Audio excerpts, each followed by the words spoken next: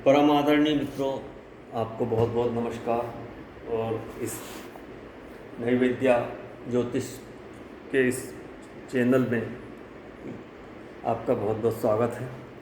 आज मिथुन लग्न में सूर्य के फल नवम से द्वादश भाव तक के लिए प्रस्तुत हैं। मिथुन लग्न में जो नवम भाव है वो धर्म का भाव है, लॉन्ग ट्रेवल जर्नी का भाव है, भाग्य का भाव है, पिता का भाव है। और सूर्य भी पिता का कारक है। तो सूर्य जब यहाँ नवम भाव का कारक होने से जब नवम में बैठेंगे तो नवम की कहीं न कहीं हानि करेंगे। तो धर्म के क्षेत्र में अच्छे हैं, हालांकि अपने भाव को देख रहे हैं, तीसरे को देख रहे हैं यहाँ से, तो तीसरे की यहाँ वृद्धि करेंगे, साहसी पराक्रम बहुत हो जाएंगे। तीसरे की भी वृद्धि करेंगे, शूरवीर होंगे, ये पराक्रमी होंगे, साहसी होंगे, सिबलिंग्स को सहयोग देंगे, छोटी बड़ी यात्रा करेंगे। लॉन्ग ट्रेवल जो यहाँ लॉन्ग ट्रेवल जर्नी से वो शॉर्ट ट्रेवल जर्नी की ओर देख रहे हैं, तो यात्राएं बहुत करेंगे, ये धार्मिक यात्रा भी करेंगे, बली होंगे, ये धर्म में ये रुचि रखेंगे। पंचम का नवम से सूर्य के कारकत्वों की वृद्धि होगी हालांकि यहाँ, लेकिन कहीं कहीं पिता से ये थोड़ा से वैचारिक मतभेद हो सकते हैं। तीसरे में ग्रह बैठे हैं तो उनकी हानि कर देंगे। अगर तीसरे में कोई ग्रह होगा तो ये सूर्य उनकी हानि जरूर करेगा। तो यहाँ पर ये थर्ड हाउस अर्थात पराक्रम भाव को मजबूत कर रहे हैं। कला स्पोर्ट्स इनमें इनकी रुचि रहेगी और पिता से थोड़े वैचारिक मतभेद होंगे। पिता भी इनके काफ़ी एग्रेसिव नेचर के होंगे मित्रों, और वो भी काफ़ी नेतृत्व के गुण रखने वाले होंगे। तो इस तरह से ये सूर्य के नवम भाव में जो एट्रीब्यूट्स है वो कहने का प्रयास किया गया है। अब हम सूर्य को दशम भाव में रखते हैं।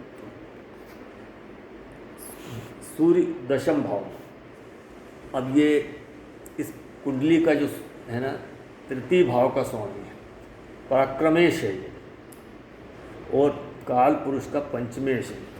तो गोचर में भी जब सूर्य यहाँ आता है गोचर करता हुआ तो बहुत बली हो जाता है, काफ़ी अच्छा माना जाता है, और अपने सूर्य के कारकत्वों की वृद्धि होगी। ये दिग्बली है, यहाँ पे डायरेक्शनल फोर्स सूर्य को मिलती है।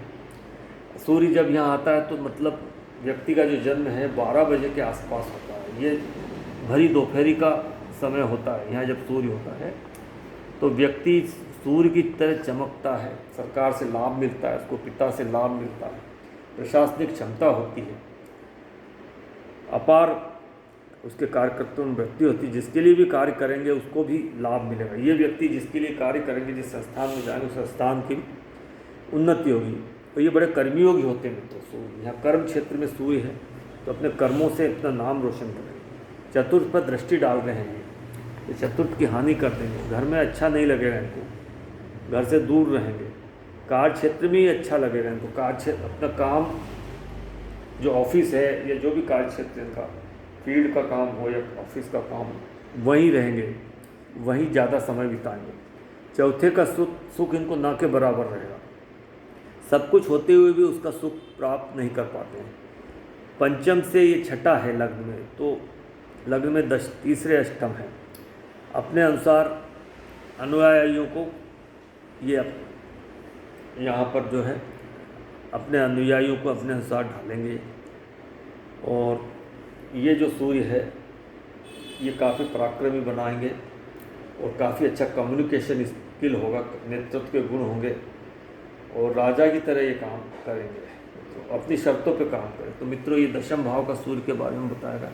अब सूर्य को हम 11वें भाव में देखते हैं, एकादश भाव। सूर्य अब यहाँ पे उच्च का हो गया है, 1 नंबर राशि है मेष, सूर्य उच्च का, कारकत्वों की वृद्धि हो गई है। तीसरे की वृद्धि हो गई, पंचम की वृद्धि हो गई, और यहाँ सूर्य की भी वृद्धि। तो ये जातक बहुत ही पराक्रमी होंगे, साहसी होंगे, शौर्य के इन किसी से डरेंगे नहीं, अपनी जो बोलना है वो बोल देंगे।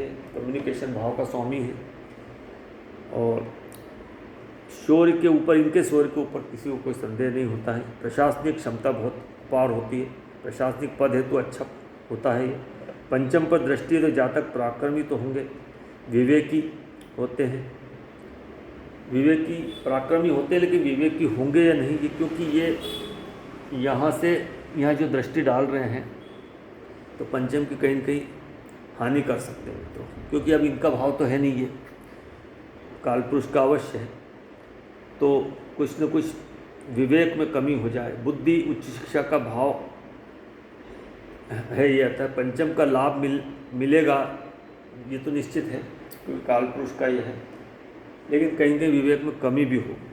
प्रशासन के क्षेत्र में बहुत अच्छा कर पाएंगे, अधिकारी बनना चाहिए इनको, अधिकारी बने।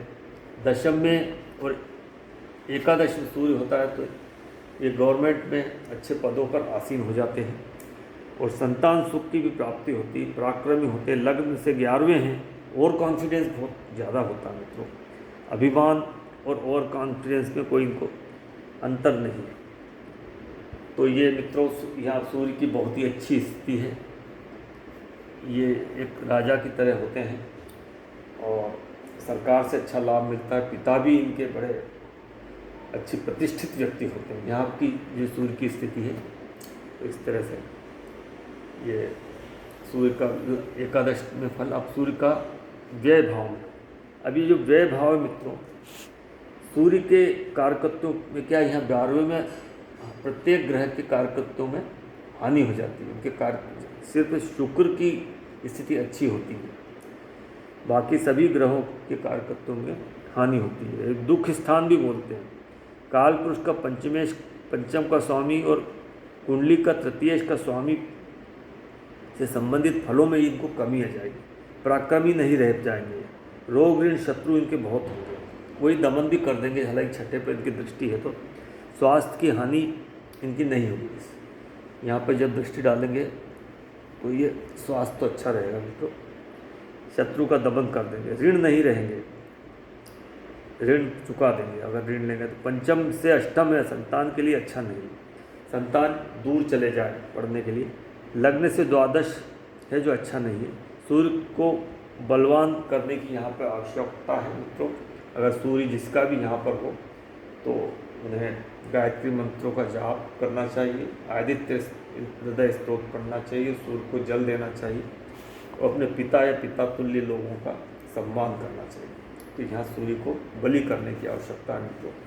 तो 12वें में जो सूर्य होता है वो कहीं न कहीं उसके कार्यकर्तों में हानि होती, सरकार से नुकसान हो जाते हैं, पिता से वैचारिक मतभेद हो जाते हैं, और सूर्य से संबंधित जितने भी जो लाभ होते हैं कॉन्फिडेंस लेवल थोड़ा कम होता है। तो मित्रों ये इस तरह से मिथुन लग्न में सूर्य का फल कहने का प्रयास किया गया, और आपने वीडियो देखा है इसके लिए मैं धन्यवाद देता हूँ। और वीडियो अच्छा लगता है तो लाइक कीजिए, चैनल को शेयर सब्सक्राइब कीजिए मित्रों।